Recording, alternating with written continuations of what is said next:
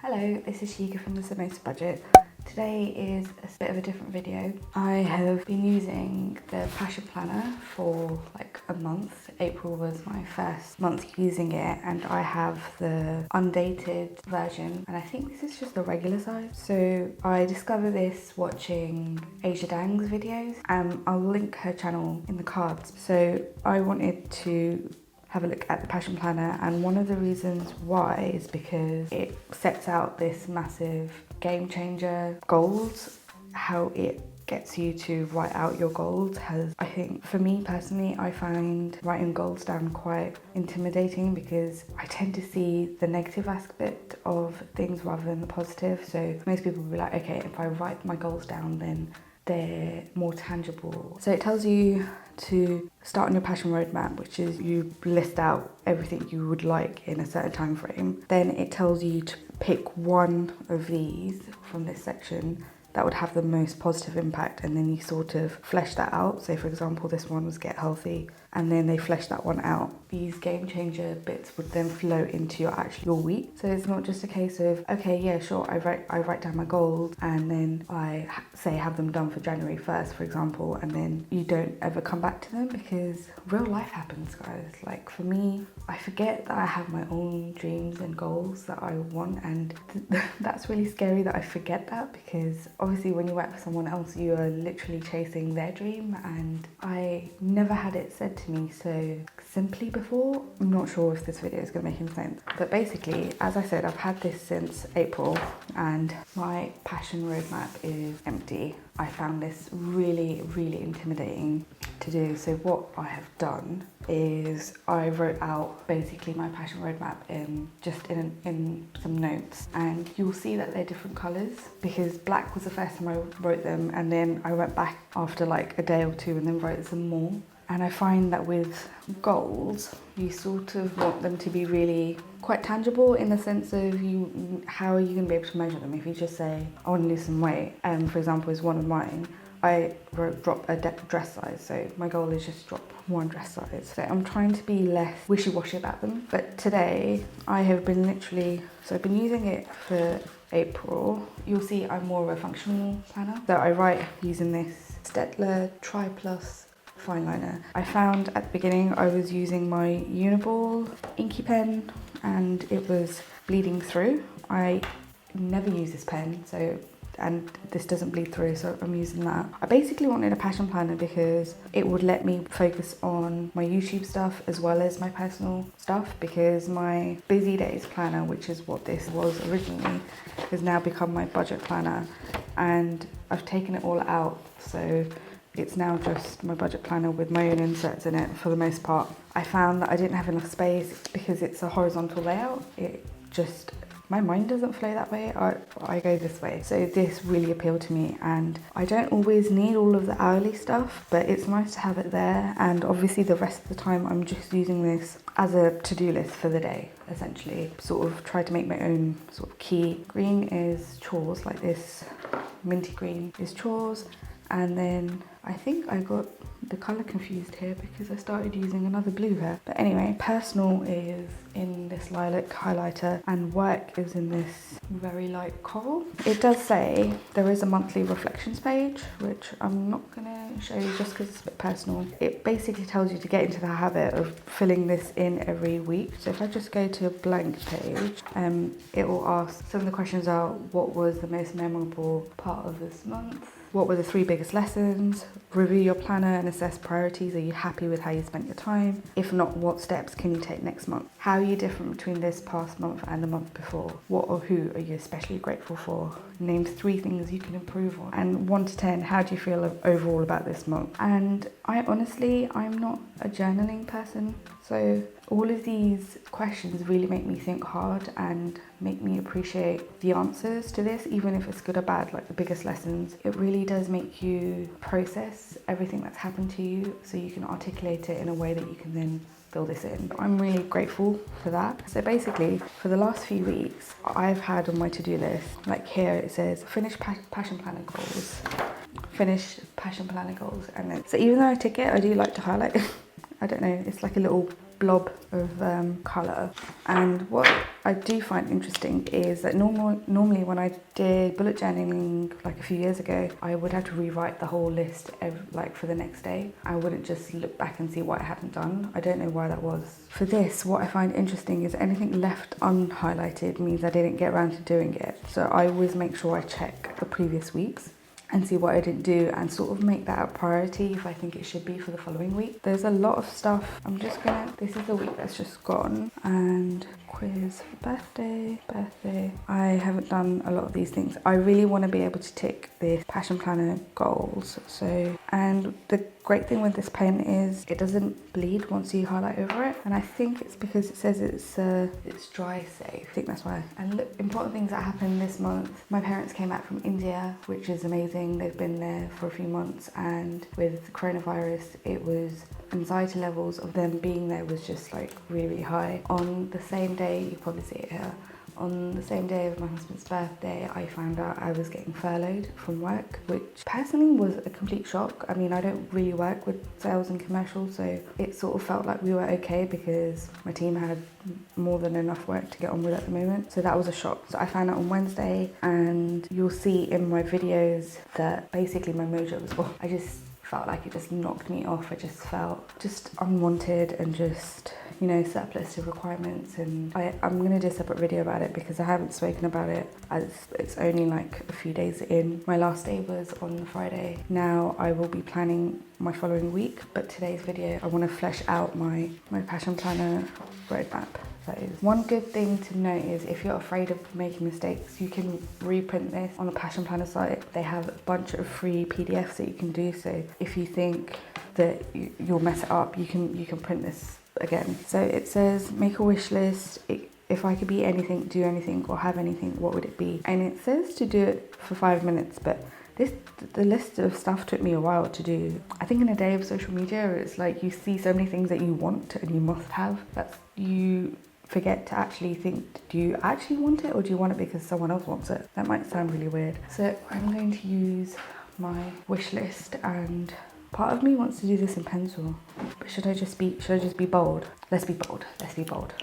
Okay, do I put today's? I'm gonna put April's date because because obviously your goals can change, but let's just get them down. Oh my god, this is really nerve-wracking. Okay, wait, how did they do it? They just did like sticks. So for me, one of my 1 year goals is to find a new job.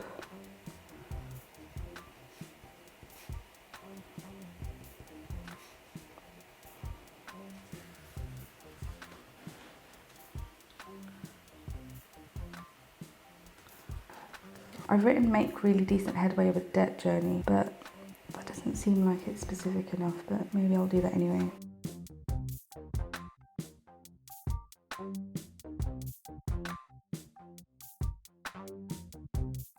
Build fitness into a habit. I say that and I haven't done my daily workout today, but the day is not over. Another one was emergency fund, 1 month worth of expenses. And I just want to say, like, with this specific goal, I had to do additional work to figure out what that would be for us, and talking to my husband about it, so if the time came and we would need to rely on it, we would know what was covered and what wasn't. It took us maybe a few days to get a figure, and that involved us doing a bare bones version of a budget separately and then talking about it and then going through our list and crossing out and adding stuff in, because sometimes I think it's good to do things separately and then come together so you can get a true glimpse of what the other person's really thinking. I have written something quite YouTube specific. I wrote work on my YouTube, so most of the budget. I wrote niche down, which means to figure out exactly what I want to film and what my channel represents. And then I would like a new laptop, but I don't think that's going to happen this year, so I might. But that doesn't mean that you don't put it. See, this is the reason why I end up mentally faffing. Even if it doesn't happen this year, that doesn't mean you don't put it down, right? For context, I have a 2014 MacBook Pro, and you probably hear it, it's charging, and it means it's like Darth Vader noise, but it is working for now, thankfully. So 3 months. There are quite a few 3-month goals. I've written drop dress size. That's one dress size, but I think that realistic and still challenging at the same time. I've written solid YouTube schedule. My schedule right now is 2 videos a week, which includes like a meal plan and a weekly budget check-in. We'll link those up here, but I'm not sure there's much value in the current meal planning video. It seems boring to me, and so I just think that I might not do those anymore, or maybe not that format. I'm not entirely certain. I would like to quit smoking in 3 months, within 3 months, should I say. More videography and photography skills. I mean, I feel like I've learned a lot with like learning how to edit and stuff. I feel like it's something that you can never know everything, and knowing it and putting it in practice are 2 different things. I wrote fill in monthly reflections in Passion Planner because that is important to me, and I feel like I saw on the website that they have a weekly reflections as well, so I might start to include that, but let's see how we get on. I would like to have a new family routine because I'm really rubbish at keeping in touch with everyone. I'm thinking either start writing emails or more emails and call people more, FaceTime more, because I really suck at that, and that's something I have definitely noticed. And then I wrote drink 2.5 litres of water a day, but I think that can be built upon with the fitness. 3 years I have written consumer debt free. I will be doing another video about good old debt. I've written, the next one is like financially sound, but that could be like not spending that last pound that you got from breaking a £10 note that you didn't want to. I don't know, I'm gonna put it in but I'm not entirely sure what that means, and I think that means something different. I feel like I'm waiting to be like, for something to click and we'll be like, oh yeah, you're a grown-up. I don't feel like a grown-up. Do you? 6-month emergency fund. So you'll see that I've got emergency fund here, so that's 1 month. So I'll just write, I've written 1 month expense. So we needed to figure out what that 1 month would be, so then we would then be able to project what 6 months would be. So it's very interesting doing that, and I think I'll do a separate video on that. I wrote puppy. We wanted to get a puppy for ages. We have a cat, and we weren't really cat people, but we're my cat people. Trip to Japan, and then I've specified cherry blossom season. So one of the good things about having an undated planner is that you don't feel like you've missed like huge chunks of your diary. Lifetime. So I have written mortgage free. Travel to every continent. This is getting less scary to write, even though the goals are getting further away. I've written own second home. I love how I've put mortgage free and own second home by this time, so I have to pay off 2 properties, but sure. See, I limit it and become really cynical and sarcastic. So I would love to be a lifetime learner. I would like to be able to invest, whether that's like a Kickstarter or property. Okay, oh my gosh, I've done it. I wrote them down. Wow.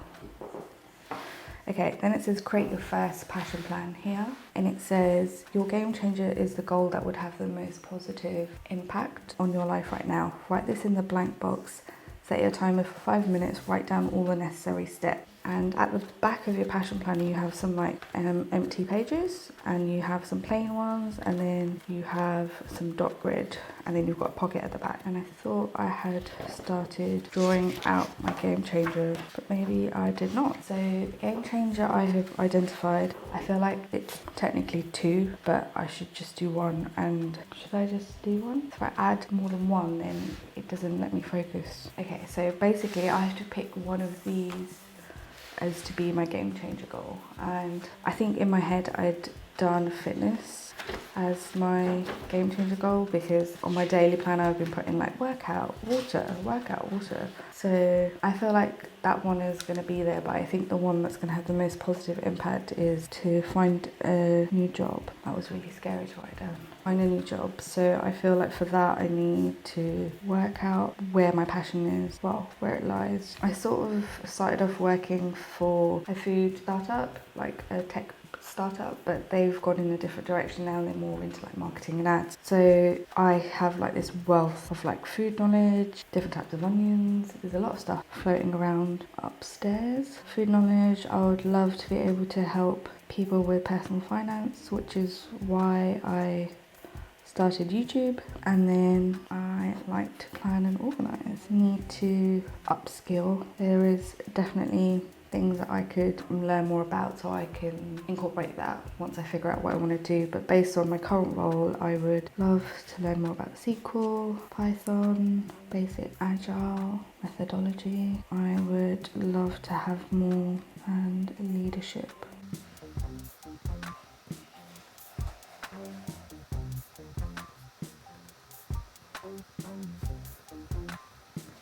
So joining a recruitment agency, most of my roles besides the one I'm in, I got through a recruitment agency, and I feel like they really help drill down to where your sort of skill set lies based on your CV.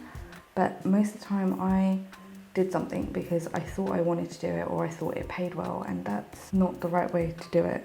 So, as I'm finding out. And I've been in my current role for almost 8 years, so a decade, guys, almost a decade, which is crazy. So I'm not really sure what else to add here, but basically I want something that gives me a work-life balance, but that might not always happen. But because sometimes what you're passionate about means that your complete focus is on that, so home life might suffer a little bit. So I don't know, I feel like these two are sort of could be at odds with each other, but I'm not entirely sure. And I think I need to do that. I think I need to speak to people in different industries. And another thing about upskilling is maybe I go back to school. I would also love to find a job that lets me work from home. So maybe that's part of this, working remotely. And then it says add specific, assign due dates for each of these tasks, be specific and be sure to indicate how much, how many, or by when. It says create a timeline, number all the tasks in order which they must be completed, make a date so I can check back, work at it, repeat. And it says extra credit, find a follow-up buddy to check in with you and help you stay accountable. So all of this is not very specific, right? I mean, I'm going to be upskilling now that I'm furlough. I've got time to do these things. I already know that working remotely, as I live quite far out of London, gives me work-life balance. I will definitely speak to more people in different industries and see what their thoughts are. But a lot of people I know are like accountants, salespeople and doctors, and so a lot of their stuff is quite vocational. So let's see. So that was it for today. I just wanted to do this scary thing, and I wanted to do it on video because I wanted to show that it is intimidating when you see a blank page. Some people don't have that feeling when they see a blank page. They crave to fill it in and doodle, and that is not really me. So maybe what I will do today is Sunday. I wanted to get that done because I still have loads of editing to do for tomorrow's video. So I've sort of left it quite short, but we had a very late night as we had a virtual quiz for my husband's birthday, and there was a lot of drinking for some, and then maybe I'll do a separate video, but basically this is it, and I will do a plan with me in another video and probably just share this on Instagram possibly. But thanks for joining, and I hope my crazy inner workings made sense, and I hope you guys are doing well, and let's chat in the comments. See you in my next video. Bye.